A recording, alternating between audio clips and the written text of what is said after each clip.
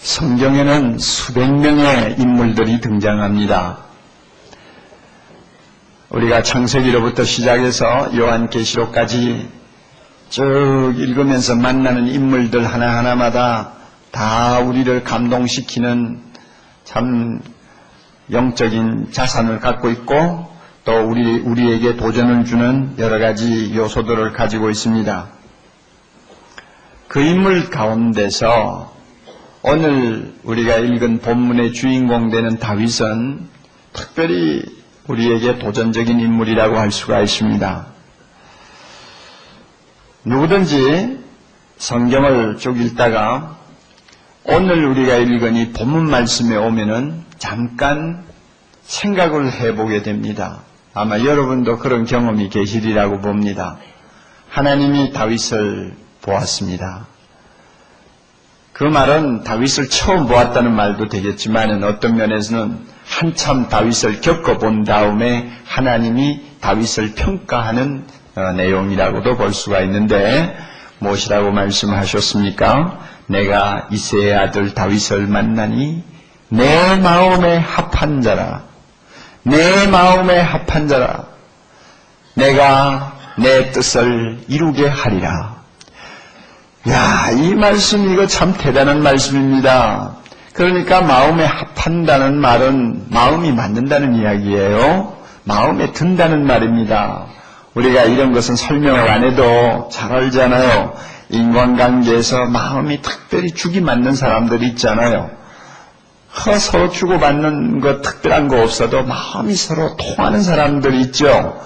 하나님이 다윗을 보면서 그렇게 느꼈나 봐요. 내 마음에 꼭 든다. 내 마음에 꼭 드는 이 사람을 통해서 내 뜻을 이루어 보겠다. 하나님이 그렇게 말씀하셨다는 것이죠. 이걸 보면 금방 읽고 넘어가기가 힘들어요. 야, 얼마나 부러운지요.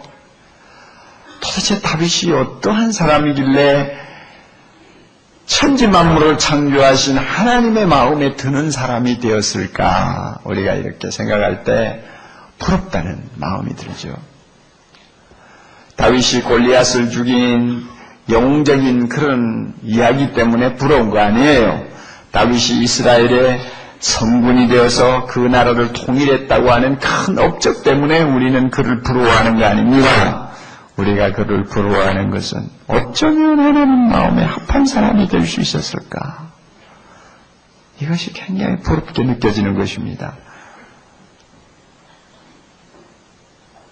회사를 다니면서 상관의 마음에 드는 것도 쉽지 않다는 거 여러분 경험으로 잘 아시죠? 나는 정성을 다해서 하느라고 하는데도 별로 달갑게 여기지 아니하는 것 보면 굉장히 섭섭하죠? 사람 마음에 들기도 쉬운 거 아니에요. 그런데 하나님의 마음에 들었다니까 참 너무 부러운 존재다 하고 우리가 느끼게 됩니다. 그래서 하나님은 다윗을 통해서 자기 뜻을 다 이루셨습니다. 하나님의 큰 뜻이 뭡니까? 예수 그리스도를 세상에 보내셔서 이 세상을 구원하는 것입니다. 이 구원을 위해서 다윗을 사용하셨어요. 그래서 마태복음 1장 1절에 보면 처음부터 무엇이라고 나와요? 아브라함과 다윗의 자손 예수 그리스도의 세계라. 예수님의 족보를 이야기하면서 아브라함을 들고 그 다음에는 다윗을 들었어요. 3000년 이상 되는 구약의 긴 역사를 통해서 예수님의 혈통이 이어져 내려왔는데 그 혈통에 관계되는 모든 사람 다 삭제해버리고 아브라함과 다윗의 자손 이렇게 이야기합니다. 그 말은 뭡니까? 다윗이 예수님이 세상에 오시는 길을 닦아놓는 데 결정적인 역할을 했다는 것입니다. 하나님이 다윗을 사용하셨어요. 왜? 자기 마음에 드는 사람이니까 사용하셨어요. 우리는 다윗과 같은 사람이 될 수가 없어요. 다윗은 다윗이고 우리는 우리입니다. 다윗이 한 일을 우리가 대신 할 수 있는 것도 아닙니다. 하나님이 다윗에게만 특별히 맡기신 일이 있어요. 그러나 다윗을 보면서 우리가 한 가지 욕심낼 수 있어요. 나도 하나님의 마음에 합한 사람 좀 될 수 없을까 하는 욕심이에요. 소원이에요. 만군의 여호와 하나님, 오늘도 살아계시고 영원토록 살아계셔서 영광과 찬양을 받으실 그 하나님의 마음에 다윗처럼 드는 사람이 좀 될 수 없을까? 이런 소원은 우리가 성경을 읽으면서 다윗을 만나면 반드시 가져야 됩니다. 어떤 유명한 목사님은 이 본문 말씀을 읽다가 너무너무 도전을 받고 다윗이 부러워가지고 갑자기 자기 영어 애명을 다윗으로 고쳐버렸죠. 이미 그분의 이름은 영어 이름이 포울이에요. 바울인데 온 세계적으로 이미 다 알려져 있는 이름이요. 뭐 인쇄물마다 다 들어가 있는 이름인데 그 이름을 갑자기 하루아침에 다윗으로 바꾸어버렸단 말입니다. 그래가지고 다들 웬일이냐 하고 소동을 벌인 때가 한 번 있었어요. 그런데 그 목사님의 변명이 이거예요. 하나님이 다윗을 보시고 내가 이새의 아들 다윗을 만나니 내 마음에 꼭 합한 자라 내가 그에게서 내 뜻을 이루게 하리라 하신 말씀 읽으니 너무 부러워서 나도 다윗처럼 좀 될 수 없을까 생각하다가 이름을 바꾸기로 했다고. 이름을 바꾸면 그만큼 다윗처럼 되려고 하는 자신의 큰 노력이 좀 더 강해질 수가 있다고 생각한 것이죠. 우리 모두 이런 좀 마음 자세를 가질 필요가 있습니다. 나도 다윗처럼 하나님의 마음에 꼭 드는 사람 될 수 없을까?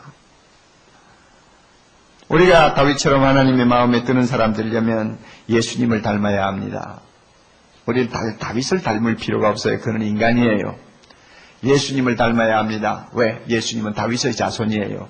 그리고 예수님이 세상에 오셔서 계실 동안 이 세상 사는 사람들 가운데서 가장 하나님의 마음에 합한 사람이 예수님이었어요.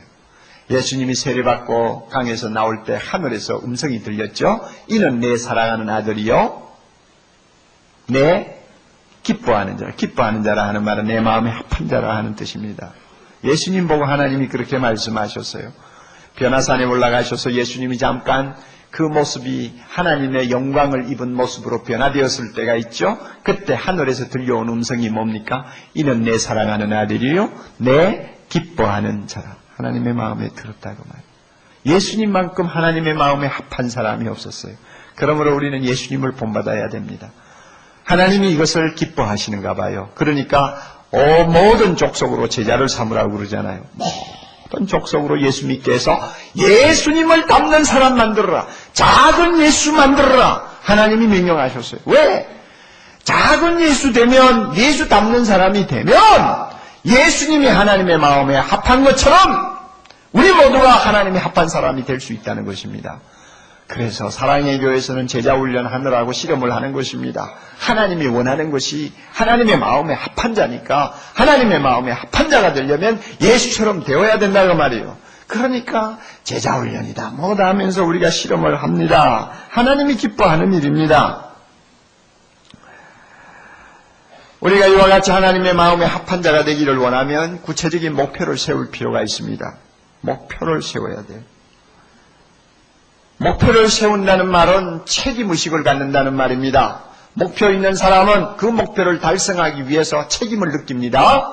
그러나 목표가 없는 사람은 책임의식도 없어요. 목표를 세우는 사람은 그리고 그 목표를 위해서 꾸준히 노력하는 사람은 성공할 확률이 그만큼 큰 것입니다. 예일대학의 연구 발표입니다. 대학에서 공부하는 학생들 중에 앞으로 내가 어떤 목표를 가지고 공부를 해야 되겠다 하고 목표를 분명히 세워놓고 열심히 학업에 전진하는 사람은 전체 학생 중에 3%밖에 안 된다고 그래요. 그러니까 100명 중에 3명밖에 없어요. 나머지 97명은 그저 대학에 들어왔으니까 공부하는 거다. 그저 그 정도고 뚜렷하고 분명한 목표가 없는 거예요. 그런데 10년, 20년 후를 놓고 이제 조사를 해보니 분명한 목표를 가지고 공부한 학생이 그렇지 못한 학생보다도 성공하는 확률이 훨씬 높다고 그럽니다. 목표를 세운다는 것은 중요합니다. 목표를 세우는 사람은 그만큼 책임있게 행동합니다. 따라서 우리가 하나님의 마음에 드는 사람 되기를 소원한다면 우리가 몇 가지 목표를 놓고 최선을 다할 때 가능한 것입니다. 몇 가지를 여러분에게 말씀드리겠습니다. 첫째로 변화의 목표를 세우십시오. 변화의 목표입니다. 우리가 신앙생활 수년 동안 하면서도 고쳐야 될 것을 못 고치는 것들이 있잖아요. 벌써 우리 예배 나와서 찬송하고 기도하고 말씀 듣는 사람들은요, 비록 그 믿음이 좀 약하다고 할지라도 벌써 그 마음에는 성령이 강하게 역사합니다. 그래서 성령의 그 예민한 그 음성이 있어요. 그리고 느낌이 있어요. 따라서 이 신앙 양심이 작동을 하거든요. 나 이래가지고 안 될 텐데, 이거는 고쳐야 되는데, 이거 안 고치면 내가 이거 신앙생활 바로 못하겠는데 하는 나름대로의 뭔가 있어요. 이거는 성령이 가르쳐 주시는 것입니다. 중요한 것입니다. 이런 것들은 고쳐야 됩니다. 변화를 해야 합니다. 그런 것들이 남아있는 이상은 하나님의 마음에 합한 자가 되기 어렵습니다. 이런 것은 고쳐야 되는데 하는 생각이 드는 것은 우리가 바꾸어야 돼요. 변화가 뭡니까? 하나님의 마음에 합하지 못하게 하는 요인들을 찾아서 제거하는 것이 변화입니다. 이것은 회개라는 말보다도 훨씬 더 광범위한 말입니다. 제거하는 거예요. 여러분에게 꼭 변화를 가져와야 될 것들이 뭔지 한번 생각해 보세요. 교회 안에는 보면 주상복합형 그리스도인들이 없잖아 있습니다. 주상복합형 건물이 뭔지 아시죠? 아파트도 되고 상가도 되는 건물이죠. 교회를 다니면서 주상복합형 그리스도인이 있어요. 지금까지 내가 갖고 있던 생각 안 바꾸어요. 습관도 안 바꾸어요. 또 생활의 여러 가지 지금까지 몸에 익은 것 절대 바꾸지를 않으면서 거기에다가 신앙생활을 하려고 해요. 하나님의 마음에 드는 사람이 되기 위해서는 꼭 변화를 주어야 될 것들을 변화시키지 않아요. 그러면서도 종교란에는 반드시 기독교인이라고 써요. 그리고 교회에 나와요. 이런 이중적인 구조를 가진 신앙생활은 바람직하지 않습니다. 꼭 전환시켜야 돼요. 변화를 주어야 합니다. 한두 가지 예를 들어볼까요? 변화를 주어야 될 내용. 미지근한 태도는 어떻습니까? 소극적인 태도 말입니다. 신앙생활하는 데 있어서 소극적인 태도요. 아침 이렇게 이럴 때 교회에 나와서 예배 드리시는 여러분들의 태도를 놓고 소극적이라고 말하기는 어려울지 모르지만 그러나 우리 가만히 생각해 보면요. 미지근한 것들이 있어요. 그 사람의 성격이 절대 소극적이 아니에요. 골프 하는 거 보면 그 사람 절대 소극적인 사람 아니에요. 직장 생활하는 거 보면 누구한테도 안 지겠다는 투지가 있는 사람이에요. 뭐 하나 잡았다는 끝을 보는 성격이에요. 그럼에도 불구하고 신앙생활에 대해서만은 미지근하다 그 말이에요. 주일날이라도 좀 더 일찍 일어나서 준비하고 나오면 얼마나 좋아요. 그런데도 신앙생활은 너무 미지근하니까 시간 맞추어서 오다가 보면 지각하고 어떤 때는 10분도 늦고 15분도 늦고 그렇지 않아요? 이 미지근한 상태 이것을 가지고 하나님을 기쁘시게 하지 못합니다. 하나님의 마음에 들 수가 없어요. 이런 사람 하나님이 싫어해요. 얼마나 싫어하는지 아세요? 요한계시록 3장 16절 보면 예수님이 하신 유명한 말씀 있잖아요. 라오디게아 교인들이 성격들이 그랬는지 영적으로 병이 들어 그랬는지 미지근했어요. 그래가지고 적극 성이 없어요. 가슴에 뜨거운 열정이 식어버렸어요. 그러니까 주님이 말씀하셨어요. 네가 이같이 미지근하여 덥지도 아니하고 차지도 아니하니 내 입에서 너를 토하여 내치리라. 내 입에서 너를 토해버리겠다. 내 입에서 너를 토해버리겠다. 하나님 싫어한다는 이야기죠. 미지근한 태도는 싫어합니다. 미지근한 이런 태도, 소극적인 신앙 태도가 습성이 되어버리면 참 어려워집니다. 뭐든지 습관이 되기 전에 고쳐야죠. 그것이 습관이 되어버리면, 습성이 되어버리면 이거는 구제불능이 될 수 있습니다. 제가 사랑의 교회 시작하고 나서 23년 동안 지켜보는 형제들 가운데서 아직도 그 미지근한 신앙 태도를 고치지 못해가지고 이제는 구제불능이 된 사람들이 있어요. 나이도 23년을 더 먹었으니까 이제 나이까지 많아져가지고 어떻게 할 도리가 없어요. 그래도 교회는 다녀요. 참 답답해요. 너무나 답답해요. 하나님이 그래도 천국에는 받아주시면 좋겠는데 잘못하면 쫓겨나올 확률도 있어요. 습성이라는 것은 중요합니다. 션 코비가 말한 것처럼요. 그는 습성을 이렇게 의인화시켜가지고 말을 했습니다. 습성이라는 놈을 잘 다루면 세계를 얻게 만들지만 습성이라는 놈을 잘못 다루면 나 자신을 파괴하게 만든다고 했습니다. 그래서 이런 말을 했어요. 나를 선택하십시오. 나를 훈련시키십시오. 나를 엄격하게 다루십시오. 그리하면 나는 당신의 발 앞에 세계를 주겠습니다. 그러나 나를 우습게 대하면 난 당신을 파괴할지 모릅니다. 내가 누군지 아십니까? 나는 습성이라는 존재입니다. 그래서 습성이라는 거 잘 선택합니다. 좋은 습성 선택해서 잘 훈련하고 엄격하게 다루면 그 좋은 습성 때문에 내가 세계를 얻을 수 있어요. 그러나 나쁜 습성을 내가 받아가지고 그것을 내 몸에 그저 자리 잡게 만들면요, 결국은 내 자신을 파괴시키고 맙니다. 신앙생활에도 마찬가지예요. 신앙생활에도 좋은 습성이 있고 나쁜 습성이 있어요. 나쁜 습성, 미지근한 그런 태도를 내 습성화 시켜버리면 그것은 결국 하나님 나라를 내 발 앞에 가지고 오는 것이 아니라 나를 파괴시키고 말아요. 이런 것들은 반드시 변화를 시켜야 됩니다. 변화시켜야 돼요. 그대로 두고 하나님의 마음에 합한 자 되기는 어려워요. 여러분에게 이와 같은 태도가 있으면 당장 나는 이것을 어떻게 하든지 고쳐야 되겠다고 하는 작심을 하세요. 그리고 1년을 여러분이 최선을 다해야 됩니다. 세속화는 어떻습니까? 세속화도 변화를 주어야 될 중요한 대상이 될 수 있습니다. 가치관이 이중적이라 그 말입니다.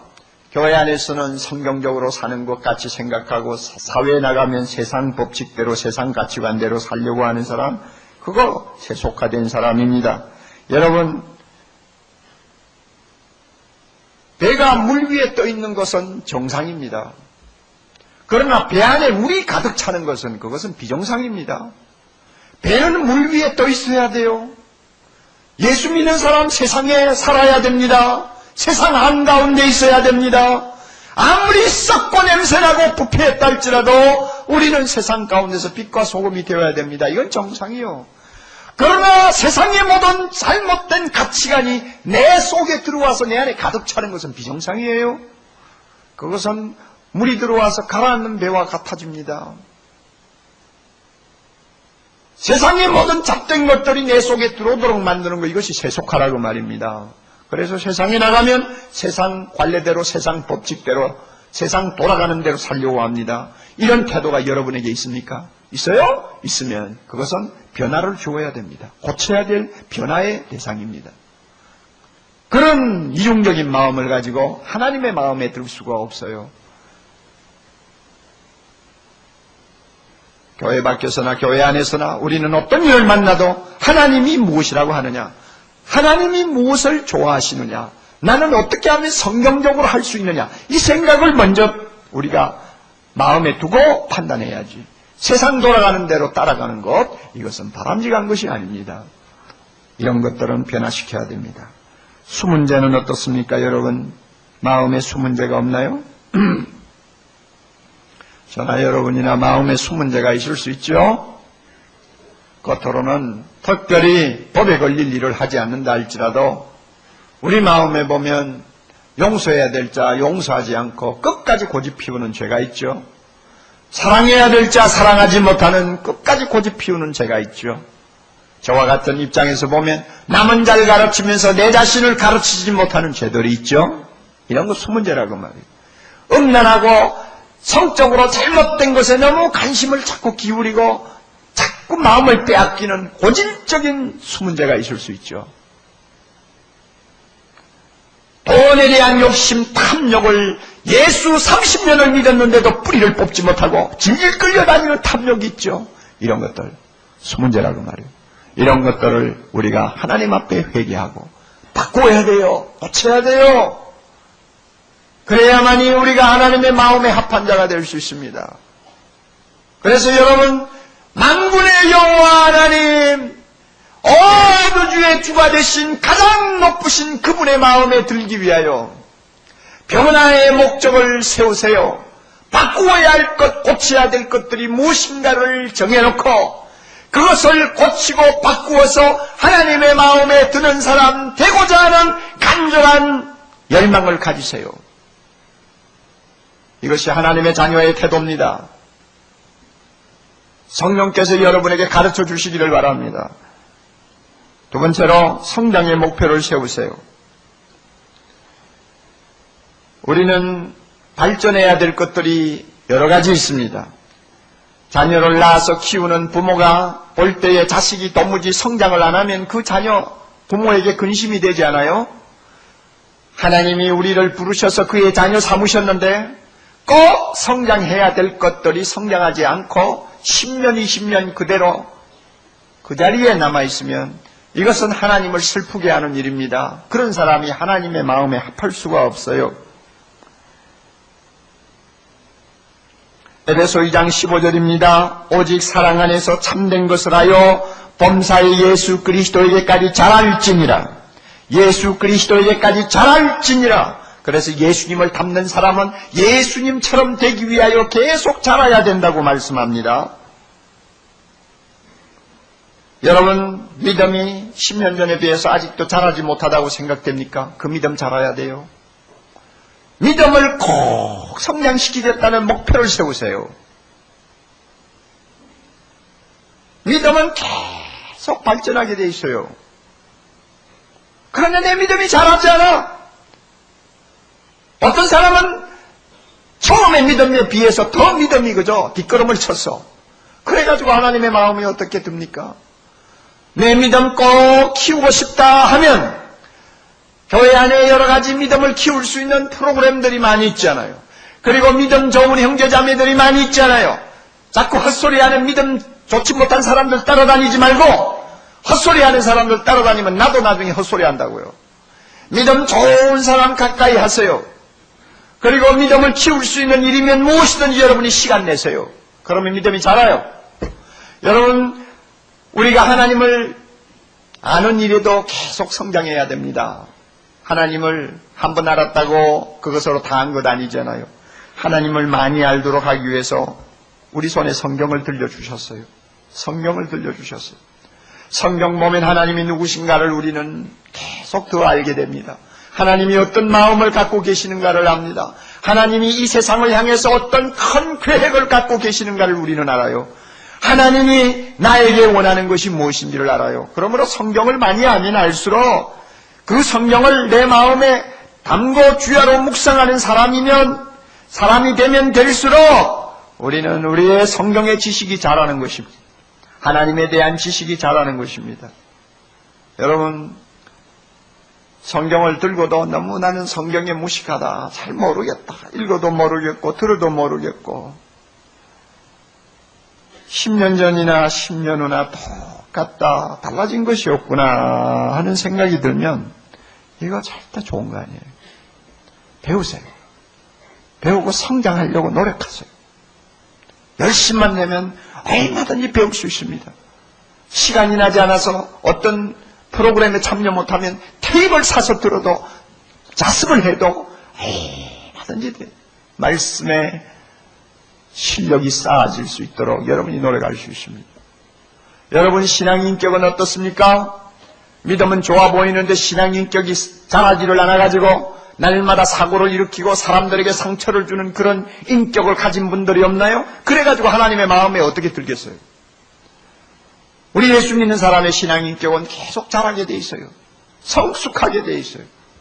옛날에는 어린아이같이 행동했지만 예수 믿고 10년, 20년 되면 예수님을 닮아가는 성숙한 인격이 됩니다. 그래서 만나는 자들에게 기쁨을 주고 그들에게 덕을 세우고 가는 곳마다 그 사람 때문에 주변의 사람들이 좋은 영향을 받는 인격이 된단 말입니다. 그런데 내 인격이 그러지를 못해요. 항상 사고뭉치예요.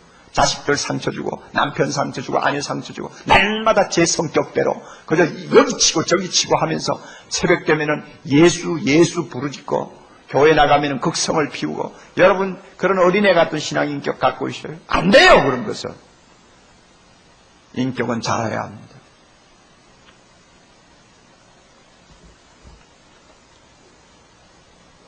이런 것들을 우리가 솔직하게 시인하고 내 믿음을 키워야 되겠다. 하나님의 말씀에 대한 지식을 계속 키워야 되겠다. 내 신앙 인격도 키워야 되겠다. 이래서 성장의 발전의 목표를 정해놓고 우리가 노력하면 하나님의 마음에 드는 사람 될 수 있습니다.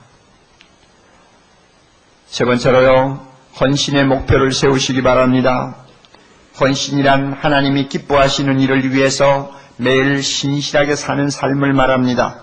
헨리 나우엔의 말을 빌리면 가장 위대한 도전이 바로 이 헌신입니다. 이 헌신이란 뭐냐? 매 순간마다 결정해야 할 신실한 삶이라고 그랬어요. 그래서 그는 다시 이어서 말합니다. 당신이 먹고 마시고 일하는 것이 더 이상 하나님의 영광을 위한 것이 아니라면 지금 당장 그만두어야 합니다. 당신이 먹고 마시고 일하는 것이 더 이상 하나님의 영광을 위한 것이 아니라면 지금 당장 그만두어야 합니다. 죽으라는 소리죠. 먹고 마시는 것까지 그만두라니까. 모든 것을 하나님의 영광을 위해서 드리고자 하는 신실한 자세, 이것이 헌신입니다. 위대한 종교개혁자 존 칼빈도 비슷한 말을 했어요. 주님께서 우리를 구원하신 목적이 어디 있는지 압니까? 우리 자신과 우리의 모든 지체를 그분에게 거룩하게 드리도록 하기 위해서 구원했습니다. 그래서 구원받은 우리는 내 것이 하나도 없어요. 모두가 하나님의 것이에요. 그러므로 하나님의 영광을 위하여 드려야 되도록 되어 있습니다. 모든 것은 하나님에게 돌아가야 합니다. 로마서 11장 36절 위대한 선언이 있습니다. 이는 만물이 주에게서 나오고 주로 말미암고 주에게로 돌아감이니라. 영광이 그에게 세세에 있으리로다. 주에게로 돌아가리라. 그렇잖아요. 만물은 하나님의 손에서 만들어졌습니다. 하나님의 손에서 나왔어요. 그리고 지금 하나님의 손에서 이 만물, 모든 우주 만물이 보존되고 있어요.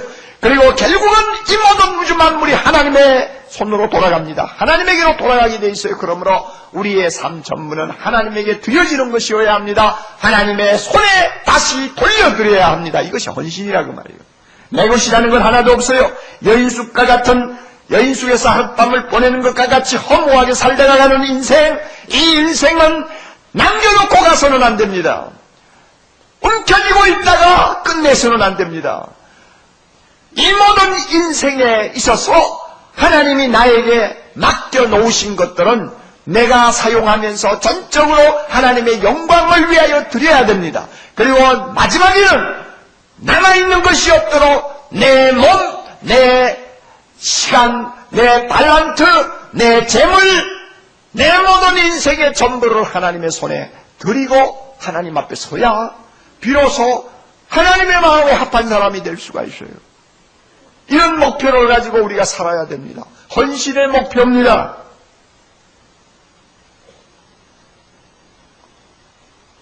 여러분의 삶을 한번 잘 판단해 보세요. 하나님의 영광을 위해서 내 모든 것은 쓰여지고 있는지 살펴보시라고 말이에요.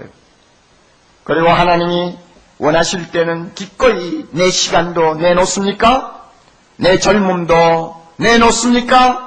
내 재물도 하나님의 손에 올려드립니까? 내 달란트도 하나님의 영광을 위해서 드립니까? 그 드리는 마음가짐이 있으면, 그리고 실제로 드리면 그 사람은 헌신하는 사람이에요. 그러나 드리는 것은 좀 있고 나머지는 내가 움켜쥐고 내놓지 않는다. 헌신이 안 되는 사람이에요.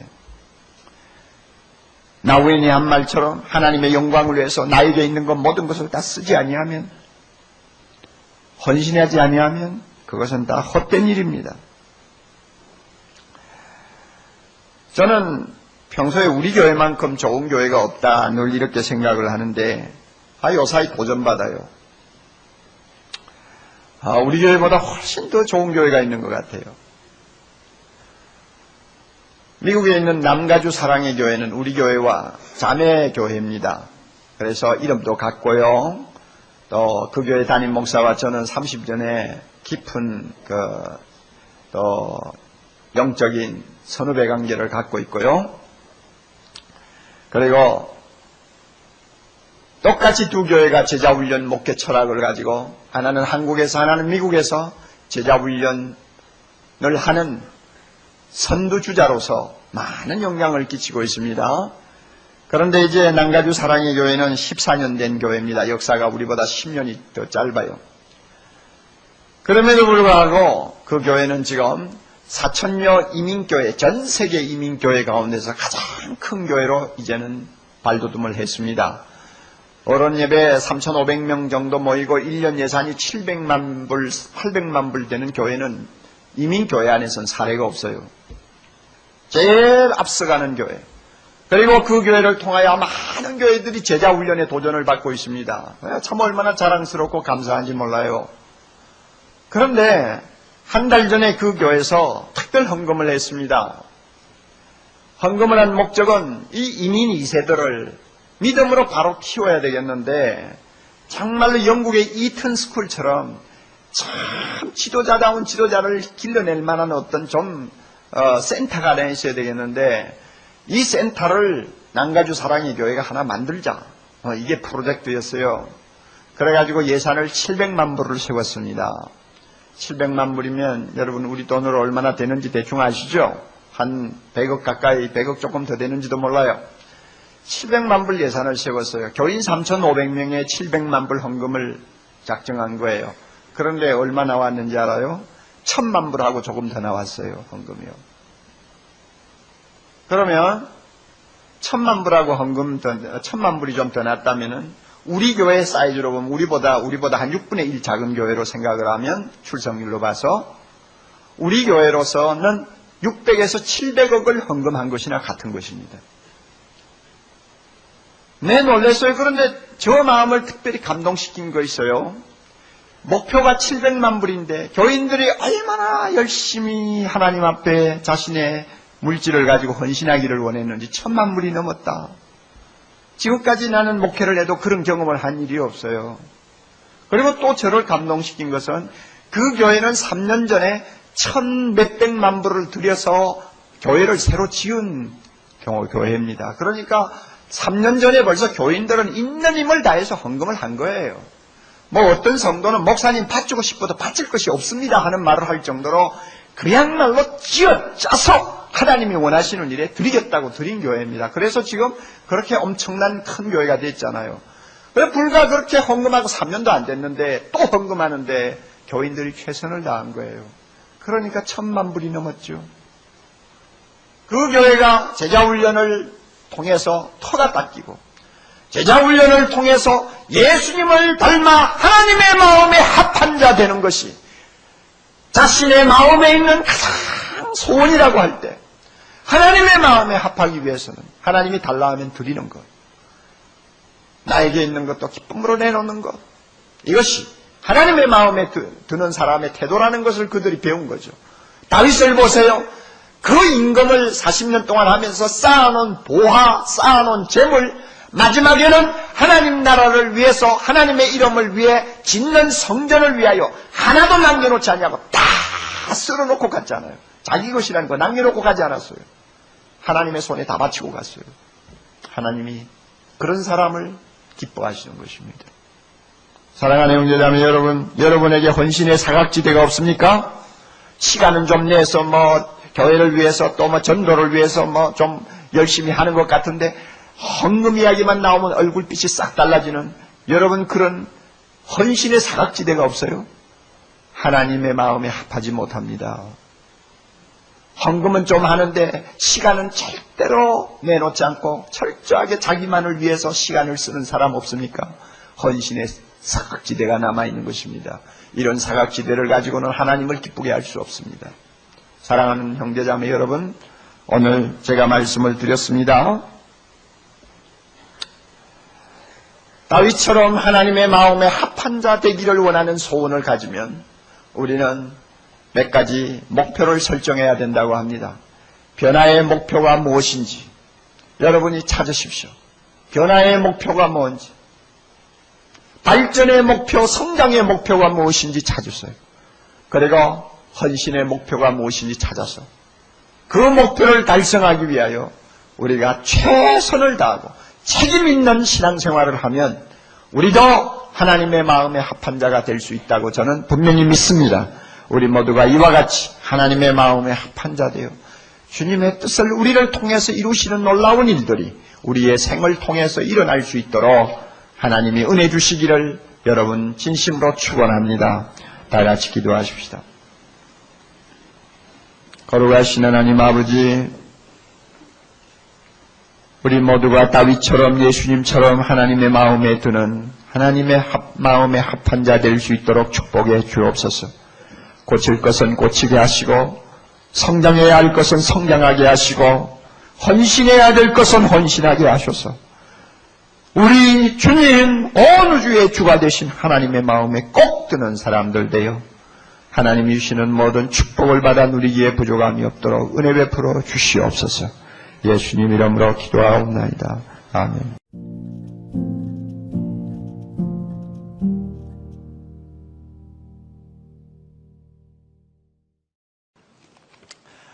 우리 모두가 한 생을 보내면서 이 돈과 끊을 수 없는 관계를 갖게 됩니다.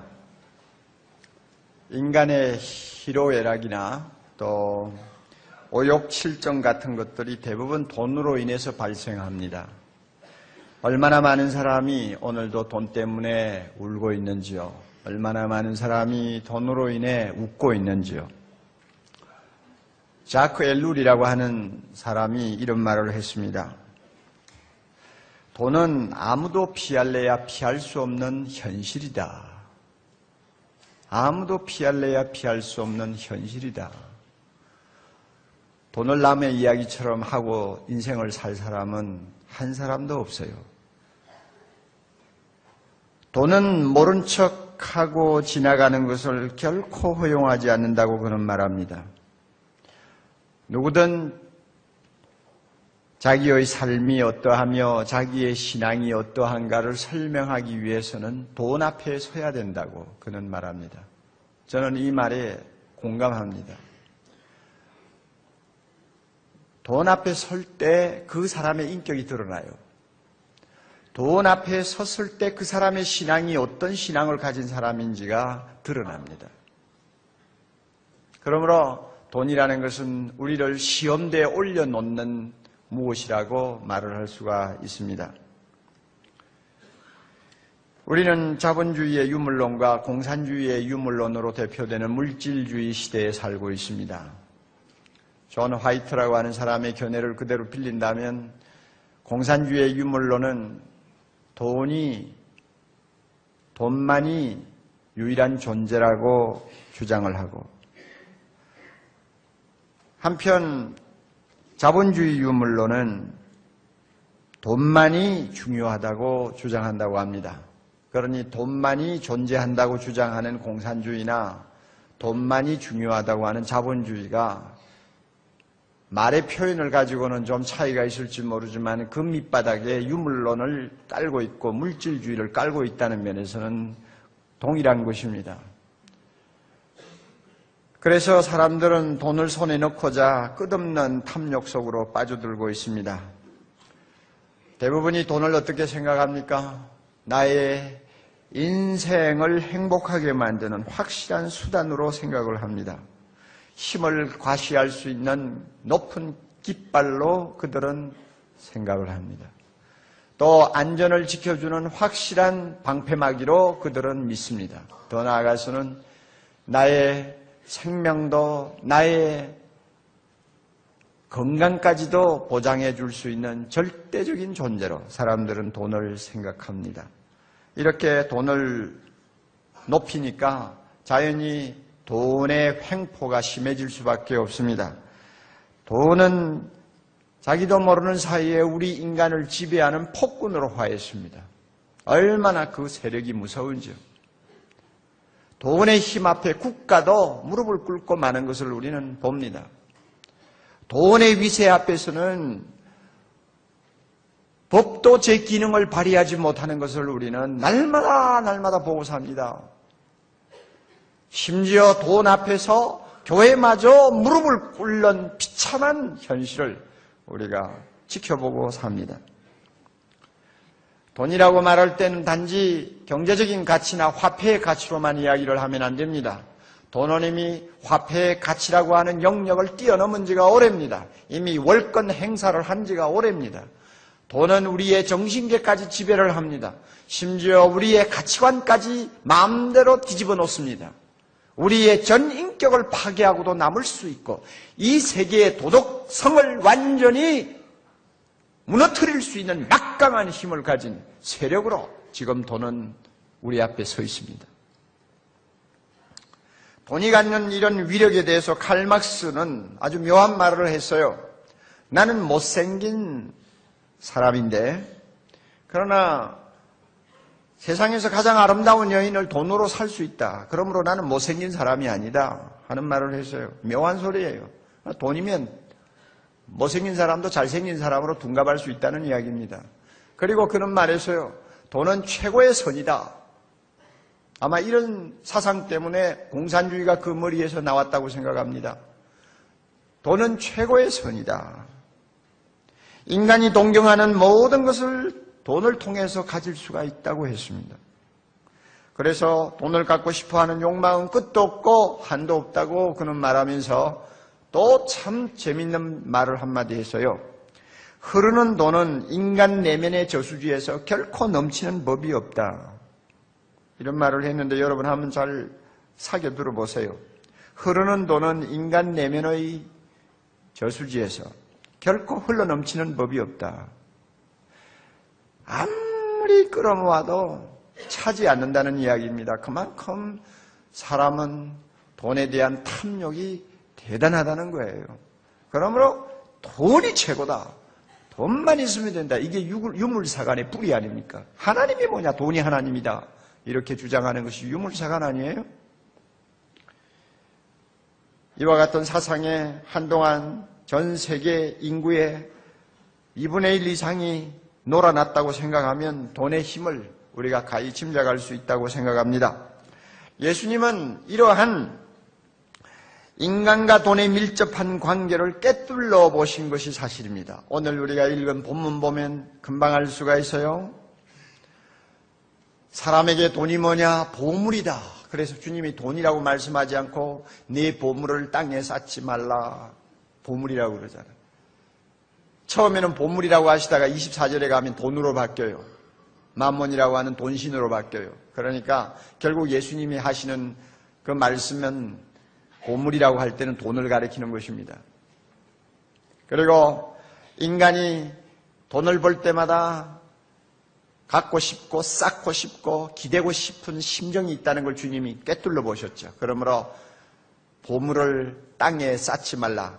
땅에서 돈 모으지 말라 하지 않고 쌓지 말라.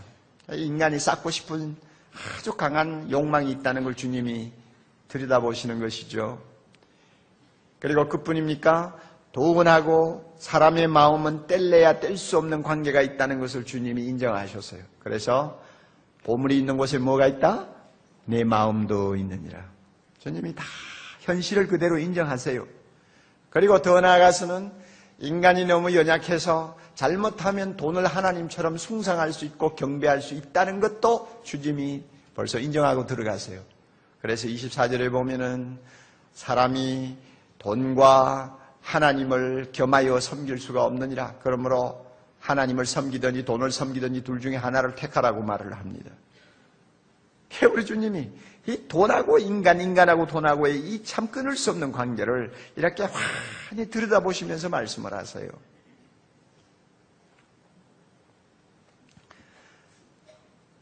이렇게 우리의 입장을 정확하게 알고 계시는 주님이 무엇이라고 교훈하십니까? 우리에게 그처럼 소중한 보물이라면 안전한 데다가 쌓아둬야지 허술한 데다가 쌓아두면 되겠냐 하고 말씀하는 것입니다.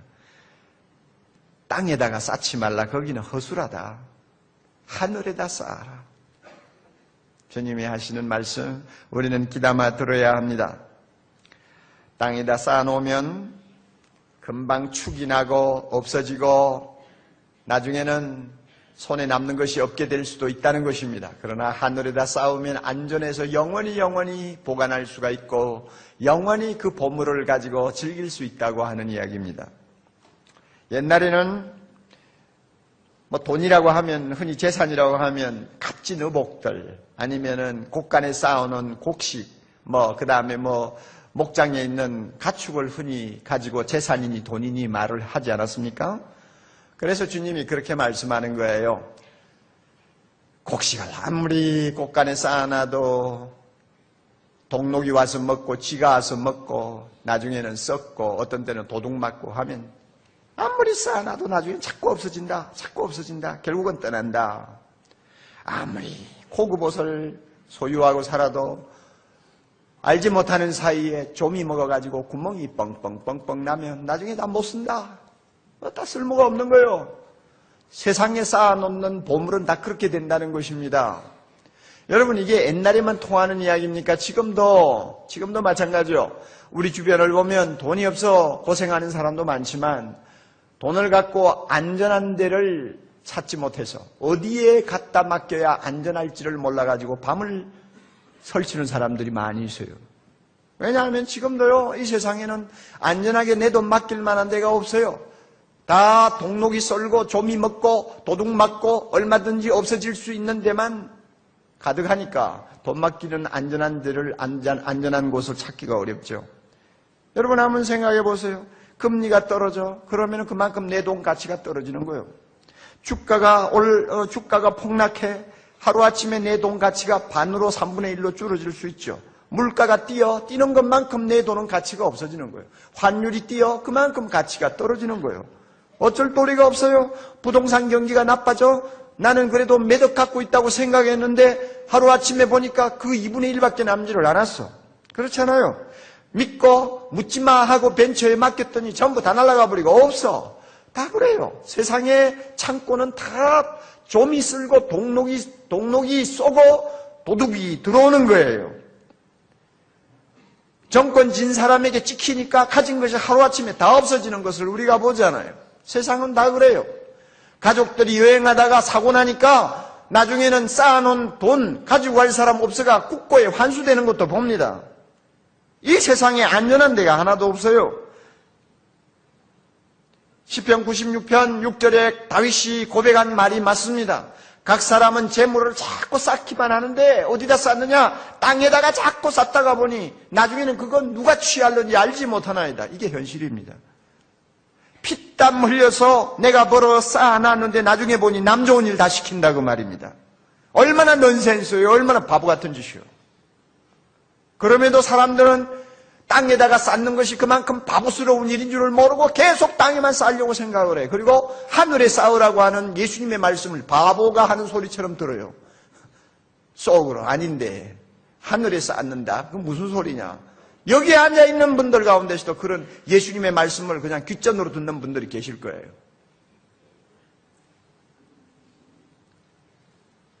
그래서 하나님은 말씀합니다. 돈이 너희들에게 그만큼 보물처럼 소중하냐? 그러면 하늘에다 쌓아라. 거기가 안전하니라. 우리 20절 같이 읽습니다. 오직 너희를 위하여 보물을 하늘에 쌓아두라. 거기는 좀이나 동록이 해하지 못하며 도적이 구멍을 뚫지도 못하고 도적질 못하느니라. 내 보물 있는 곳에 그곳에는 내 마음도 있느니라. 하나님의 말씀이에요. 하늘 곳간은 안전해서 좋고 내 마음이 하늘에가 있을 수 있어서 좋고, 그리고 그렇게 하는 것이 하나님을 위한 거 아니에요. 나를 위해서요. 너희를 위하여. 하나님이 무슨 돈이 욕심이 나가지고 하늘 곳간 자기 은행에다 넣으라고 그러나요? 그게 아니에요. 우리 자신을 위해서 그렇게 하라고 말씀합니다. 여러분 어떻게 하는 것이 그러면 하늘에다 쌓는 일입니까? 우리가 하늘에다 쌓아야 돼요. 돈은 너무너무 소중한 거예요. 내가 새벽부터 저녁까지 땀 흘리고 눈물 흘려 버는 것이 돈 아니요. 직장을 구하려고 10곳, 20곳, 100곳에다 이력서 넣어가지고 겨우 직장 얻으면은 그저 거기에 충성하느라고 우리가 얼마나 정성을 쏟습니까? 그래가 번 돈이요. 이 보물이죠. 보물이요. 이 소중한 거 아무데나 갖다 맡겨놓으면 안 되죠. 안전한 데다 맡겨야죠. 그렇게 하기 위해서는 중요한 것은 우리의 마음의 눈이 어두워지지 않도록 우리가 주의해야 합니다. 마음의 눈이 어두워지면 안 돼요. 여러분 예수님께서 보물을 하늘에 쌓으라고 해놓고는 왜 갑자기 22절에 눈 이야기를 하시는 거예요? 눈은 몸의 등불이다. 그러므로 내 눈이 성하면 온몸이 밝을 것이요 내 눈이 어두우면 온몸이 어두울 것이다. 왜 갑자기 동문서답 하듯이 이런 말씀을 합니까? 여러분, 돈은 사람의 눈을 어둡게 하는 아주 특성을 갖고 있어요. 돈의 눈이 어두워질 수 있다는 것을 여러분이 아세요? 주님이 이걸 경고하는 것입니다. 하늘의 보물을 쌓기를 원하는 사람은 돈 때문에 눈이 흐려지거나 어두워지면 안 되는 거예요. 눈이 흐려지면 우리의 영혼의 눈이 어두워지면 하나님과 돈을 혼돈하게 돼요. 하나님은 하나님으로 보아야 될 거 아니에요. 돈은 돈으로 보아야죠. 그런데 눈이 흐려지면 하나님을 돈처럼 보고 돈을 하나님처럼 보게 되는 난시 현상이 일어나는 것입니다. 이렇게 되면 우리의 보물을 하늘에 쌓을 수가 없습니다. 왜 그런지 알아요? 24절에 나오는 말씀대로 눈이 어두워서 하나님을 돈으로 보고 돈을 하나님으로 보면 나중에는 돈을 하나님처럼 경배하고 사랑하는 사람이 되어버립니다. 자기도 모르게 돈의 노예가 되어버리는 것입니다. 사람은 절대 두 주인을 섬길 수가 없어요. 한 사람에게 충성해야지 두 사람을 똑같이 충성할 수가 없어요. 한 하나님을 경배해야지 하나님 둘을 놓고 경배할 수가 없어요. 하나님이 안 된다고 그러잖아요. 안 된다고 그러는데 사람들은 된다고 그래요. 아이고, 돈도 내가 사랑하고 하나님도 사랑하고 하나님도 내 하나님이고 돈도 내 하나님이고 그래서 둘을 다 동시에 움켜쥐려고 하는 바보 같은 짓을 하는데 하나님이 안 된다는데 우리는 된다고 우깁니다. 왜 이런 멍청한 짓을 하느냐? 눈이 어두워졌기 때문에, 바로 보지 못하기 때문에 그런 것입니다. 사람에게 가장 큰 비극이 뭐냐? 돈이 하나님으로 보이는 것입니다. 특별히 예수 믿는 사람에게 돈이 하나님으로 보이면 이것은 가장 영적으로 최악의 상태에 빠집니다. 여러분, 돈은 사이비 하나님 노릇을 합니다. 꼭 기억하세요. 이 점에 대해서는 칼 막스만큼 해안의 눈을 가지고 정확하게 꿰뚫려 본 사람이 역사에 또 있는지 모르겠어요. 돈은 하나님이에요. 돈은 전능한 하나님처럼 행세해야 합니다. 보세요. 여러분, 돈 사랑하는 사람 치고 입에서 똑같은 말 나오는 거 들어보죠? 돈이면 다 된다. 돈 가지고 안 되는 것 있더냐? 돈 가지고 안 되는 거 있냐? 돈 가지고 문제 해결 안 되는 거 있냐? 돈이면 다 통해. 자기도 모르게 그런 소리를, 그런 신앙 고백을 합니다. 이 말은 뭐냐? 돈은 전능한 하나님이라는 고백인 거예요. 돈은 우리를 그런 식으로 만들어요. 돈은 거룩한 하나님처럼 행세해야 합니다. 거룩한 것처럼 행세해요. 그래서 우리가 세상을 살면서 가끔 보지 않습니까? 돈 소리는 아무 데서나 함부로 못합니다. 그리고 돈 문제를 가지고 장난처럼 말을 못합니다. 돈은 거룩하니까. 어느 자석에서든지 다른 많은 이야기를 하다가 돈 소리만 갑자기 나오면 아주 숙연해집니다. 거룩하니까. 그래서 오늘 제가 이거 돈 설교를 하고 있잖아요. 그래서 여러분 얼굴이 얼마나 거룩해 보이는지 몰라요. 아주 긴장하고만 굳은 얼굴로 듣고 있거든요. 이 돈이 거룩하다는 이야기입니다. 자녀들 앉혀놓고 부모가 이런 이야기 저런 이야기 다 하다가도 돈 이야기를 해야 될 때는 부부가 조용히 일어나서 안방으로 들어가서 문 걸어 잠그고 둘이서 속닥속닥 합니다. 왜냐? 돈은 함부로 말을 하면 안 되니까. 돈은 자기가 거룩한 하나님인 것처럼 행세하세요. 이렇게 자기가 전능한 하나님, 거룩한 하나님인 것처럼 사람들 앞에 사이비 하나님 노릇을 함으로써 하나님이 받으셔야 될 모든 경배와 영광을 돈이 전부 중간에서 가로채는 거예요. 사람들은 돈 앞에 눈이 어두워서 돈이 하나님인 것처럼 경배하고 찬양하는 것입니다. 여러분, 이런 현실이 우리 주변에 얼마나 많습니까? 그러므로요, 우리는 하나님을 섬기든지 돈을 섬기든지 둘 중에 하나예요. 하나님을 섬기지 아니하면 돈을 섬기는 사람이요. 틀림없어요. 중간은 없어요. 반반도 없어요. 적당히도 없어요. 둘 중에 하나 선택입니다. 여러분 오늘 이 가운데 이 자리에 와서 하나님을 거룩하게 예배하고 찬양합니다마는 여러분의 마음을 잘 살피세요. 도대체 내 하나님은 누구냐? 정확하게 양심적으로 대답하세요. 둘 다 섬기고 사랑할 수는 없어요. 하나님이 안 된다는데 내가 어떻게 됩니까? 여러분 보물을 안전한 하늘에 쌓기를 원합니까? 마음의 눈이 어두워지지 않도록 우리가 먼저 주의해야 되고 하나님의 말씀으로 항상 내 눈의 안경을 닦아야 되고 말씀의 기도의 눈물을 가지고 내 눈을 항상 씻어내야 합니다. 그래야만이 본이 하나님을 안 보여요. 이래서 신앙생활이라는 게 중요한 거예요. 우리가 하늘에다가 보물을 쌓으려면 뭐니 해도 헌금 생활을 바로 해야 됩니다. 헌금이라는 것은 하나님이 우리에게 주신 이 보물, 이 재물을 우리가 사용하지 않습니까? 하나님이 주신 이 귀한 재물 가운데서 소중하게 얼마를 구별해서 하나님의 제단 위에 올려놓는 것이 헌금입니다. 주신 이가 하나님입니다. 모든 것이 하나님으로부터 왔어요. 그것을 다 다시 드렸으면 좋겠는데 그럴 수는 없지 않습니까? 먹고 살아야 하고 자녀 키워야 되고 이 세상에서 살면서 써야 할 것들이 너무 많아요. 하나님이 그런 것이 필요한 줄 알고 우리에게 주셨으니까 받은 것만큼 우리는 쓰면서 분복대로 살아야 합니다. 그러나 모두를 나를 위해서 쓴다는 것은 너무나 송구하니까 주신 하나님께 감사하기 위해서 하나님의 영광을 위해서 얼마를 떼어서 구별해서 거룩하게 구별해서 하나님의 제단에 올려놓아 그분을 위해서 드리는 거예요. 이게 헌금이에요. 하나님, 나의 보물을 일부 드립니다. 이 보물을 하나님이 거룩하고 향기로운 제물로 받으시고 하나님이 먼저 받으신 다음에 복음을 위해 사용해 주세요. 가난한 이웃을 위해 사용해 주세요. 주님이 기뻐하시는 선한 일을 위해 사용해 주세요. 교회의 거룩한 사역을 위해 사용해 주세요. 우리가 그렇게 하나님 앞에 빌면서 드리는 게 헌금이에요.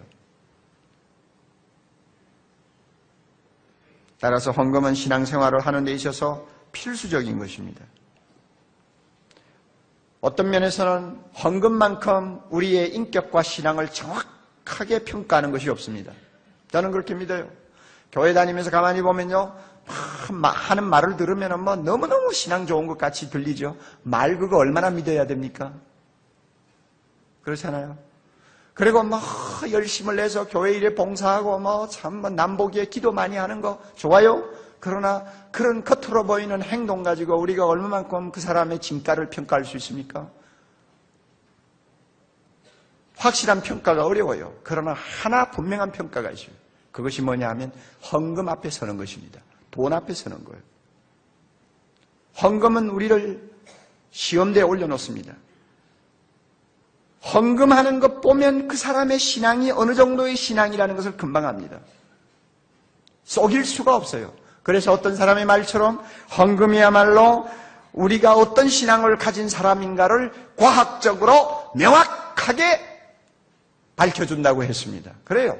수학적으로 정확하게 밝혀준다고 했어요. 돈 앞에는 못 속여요. 돈 앞에는 못 속인다니까요.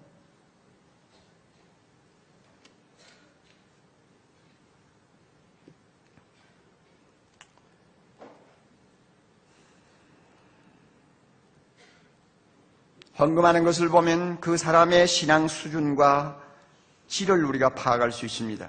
개인만이 아니요, 교회도 마찬가지예요. 제가 최근에 어느 서울에 있는 교회 가서 목사님 보고 참 교회가 부흥한다는 말을 많이 들었기 때문에 교인이 얼마나 모이느냐고 물었더니 어른만 한 1,500명 모인다고 그러더라고요. 아주 참 참한 교회예요. 그래서 제가 일부러 또 떠봤어요. 1년 예산이 어느 정도입니까? 왜 헌금 이야기를 제가 물어봅니까? 그 교회 헌금 보면 그 교회가 질적으로 어느 정도 높은 교회요, 영적으로 파워를 가진 교회인지 평가가 되기 때문에 그래요. 1,500명 정도 모이면 평균 잡아서 그죠? 한 15억 정도 예산 세웠다고 하면 그런 대로 건강한 교회예요. 그런데 그 목사님 저보고 40억입니다 이러더라고요. 그래서 제가 속으로 이 교회가 이거 겉으로 보기하고 틀린다. 하늘나라 곳간에 쌓기를 바라는 거룩한 성도들이 아주 그냥 열정을 다해서 섬기는 교회구나 하는 걸 내가 금방 알았어요. 그래요. 여러분의 신앙 헌금 가지고 이야기하세요. 돈이 우상이기 때문에 그런 거 아니에요.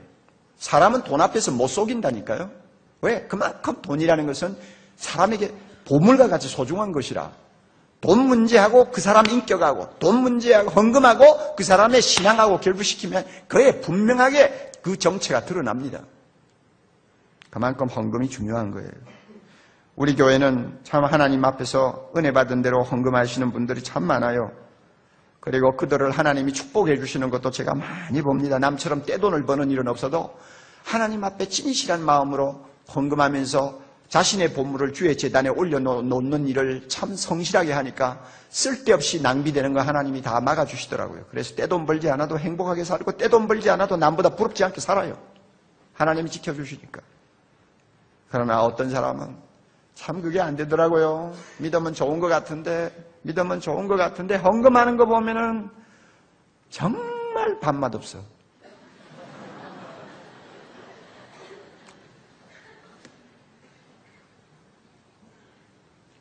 저는 이런 분은 거듭나야 된다고 생각을 합니다. 왜냐하면 그 마음에 돈이 하나님이 돼 있어요.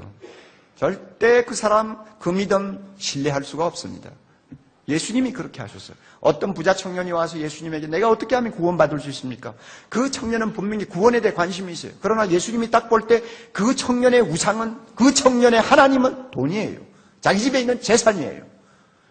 그 문제, 재산 문제를 해결 안 하면 구원받을 수 없는 사람이에요. 왜냐하면 돈과 하나님을 동시에 섬길 수는 없으니까.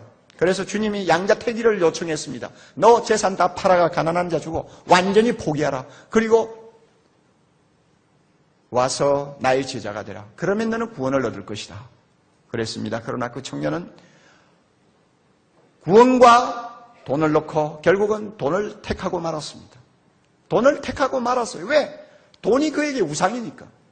그는 재산을 포기할 수 없어서 슬픈 얼굴로 다시 집으로 돌아갔다고 했는데 돌아가는 그의 모습을 보고 주님이 하신 유명한 말씀이 있어요. 애들아, 부자가 구원받기가 얼마나 어려운 줄 아느냐. 약대가 바늘길을 끼고 들어가는 것보다 어렵다. 아시겠어요? 여러분 신앙생활 한다고 하면서 말이죠. 자기는 많이 쌓아놓고 사는데 헌금은 너무너무 인색하신 분. 여러분 주님께서 여러분에게 양자택일을 요청할 겁니다. 둘 중에 하나를 택해라. 그렇다면 여러분 재산을 택하겠어요? 하나님을 택하겠어요? 여러분 양심을 가지고 물어보아야 합니다. 만약에 그 문제가 해결 안 돼가지고 적당히 교회만 왔다 갔다 하면 여러분 하나님 나라 들어간다고 하는 보장 아무도 못합니다. 왜? 세상에 있으면서 돈을 하나님으로 섬기던 사람이 천국 가면 편안해서 살겠어요? 불편해서 살겠어요? 못 살아요 절대. 그런 사람이 들어갈 수가 없고요 또. 그러므로 여러분의 헌금을 잘 좀 살펴보세요. 예수님의 말씀이 절대 빈말이 아닙니다. 헌금 가운데서 많은 사람들이 어려움을 느끼는 것이 11조입니다. 사실 11조라는 것은 하나님의 것을 드리는 것입니다만은 믿음이 어느 정도 자라지 아니하면 참 어렵습니다. 10만 원 중에 만 원을 떼는 것은 가능할지 몰라요. 그러나 1000만 원에서 100만 원의 11조를 떼서 하나님 앞에 기꺼이 드리는 것은 그만한 믿음이 있을 때 가능한 거예요. 부자가 11조 내기가 더 어려워요. 사랑의 교회에서 11조 제일 많이 낸 분 몇 분을 제가 알고 있는데 1억을 내는 것을 제가 몇 번 보았어요. 그러면 뭘 부동산을 팔았는지 어쩌는지 모르지만 한 10억 중에 1억을 하나님의 것으로 바치는 거 아닙니까? 하나님의 곳간에 드리는 거 아닙니까? 상당한 수준의 믿음 없이는 안 되는 일이에요. 그러므로 헌금이 그 사람의 신앙을 대변한다니까요.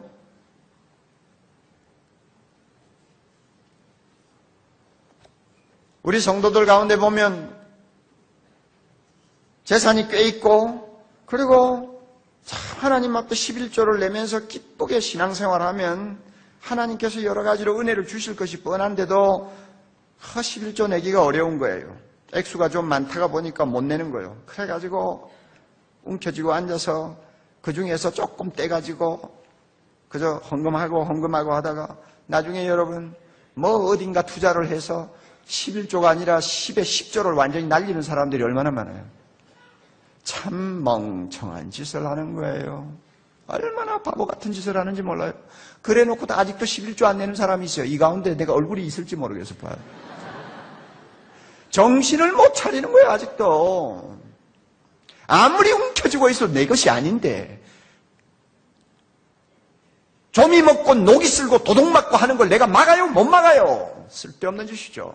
그럼에도 아직도 정신 못 차리는 거예요.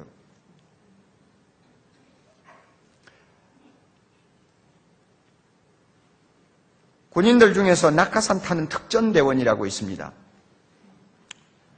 비행기에서 낙하산 타고 뛰어내리는 사람들이니까 굉장히 낭만적이죠.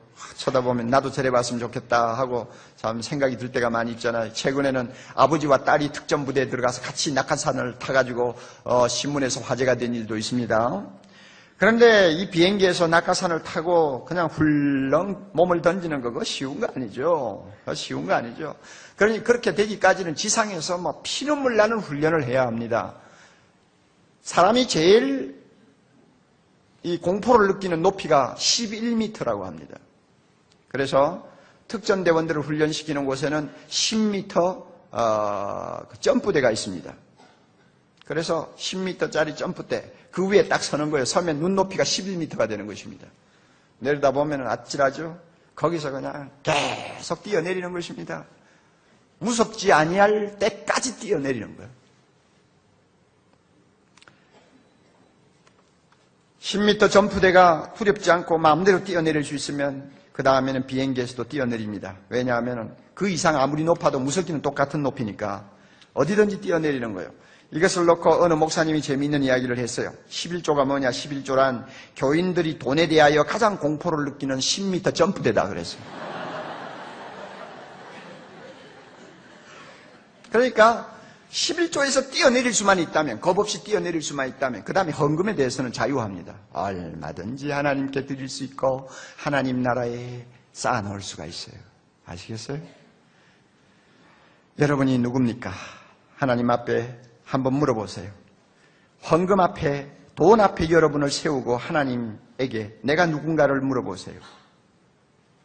그리고 하늘에 쌓는 것은 꼭 헌금만 해야 되는 거 아닙니다. 교회에 나와서 헌금을 하지 않는다 할지라도 하나님 앞에 기도하면서 선교사를 위하여 쓰고 싶으면 쓰고 가난한 이웃을 위해서 구제하고 싶으면 구제하고 정말 다음 세대에 하나님이 영광 받으실 수 있는 훌륭한 인재로 키우기 위해서 자녀들을 위해서 쓰는 것도 다 하늘에 쌓는 거예요. 그리고 예수 믿는 집안으로서 참 사람들에게 존경을 받고 인간답게 살기 위해서 참 집안 살림을 제대로 꾸리느라고 돈 쓰는 것도 다 하늘나라에 쌓는 거예요.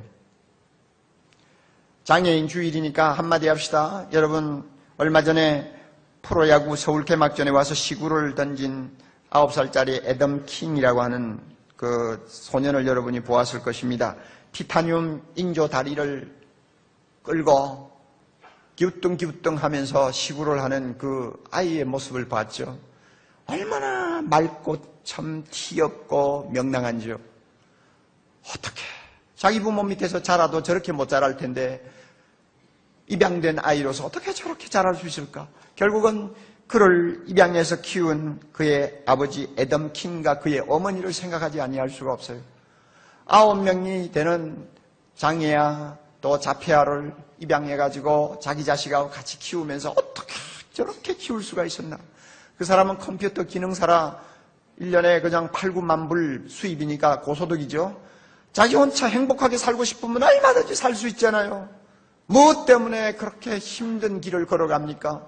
그럼에도 불구하고 세상에서 버림받은 그 장애아이들, 고아들을 데려다가 입양해서 사람답게 신앙으로 키우는 거예요. 여러분 이게 뭡니까? 하늘나라에 쌓는 거예요. 하늘에다가 가장 귀중한 보물을 쌓는 것입니다.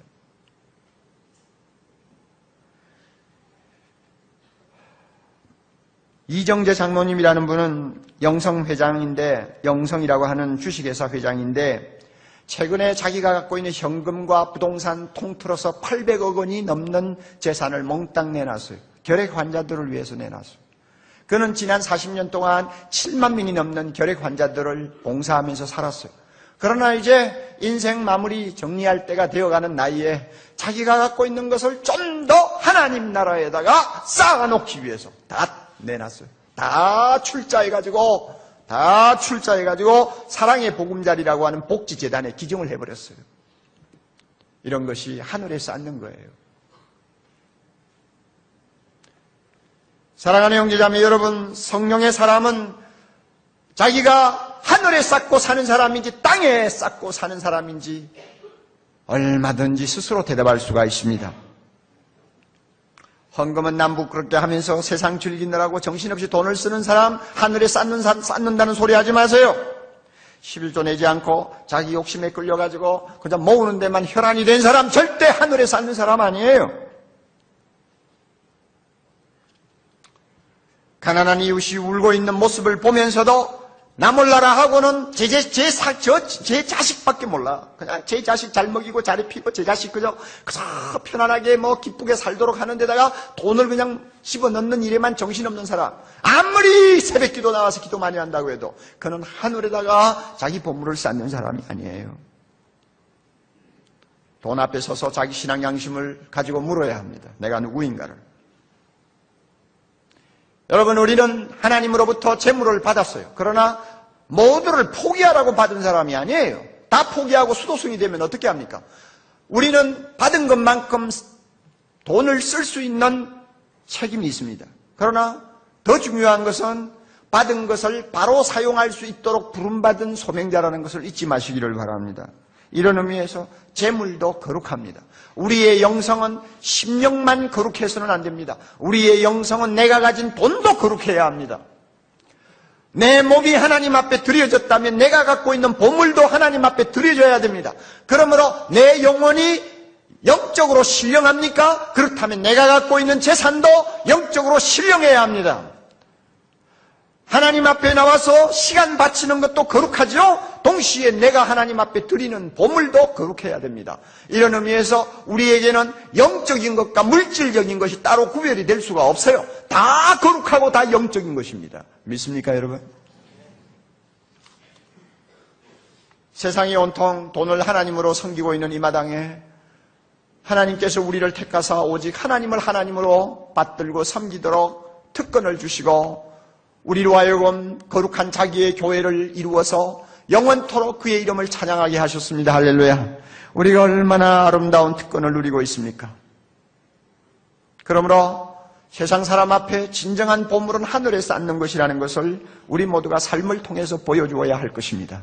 하나님이 주시면 주시는 것만큼, 하나님이 주시면 주시는 것만큼 우리의 중요한 보물을 하나님의 나라를 위해서 쌓도록 합시다.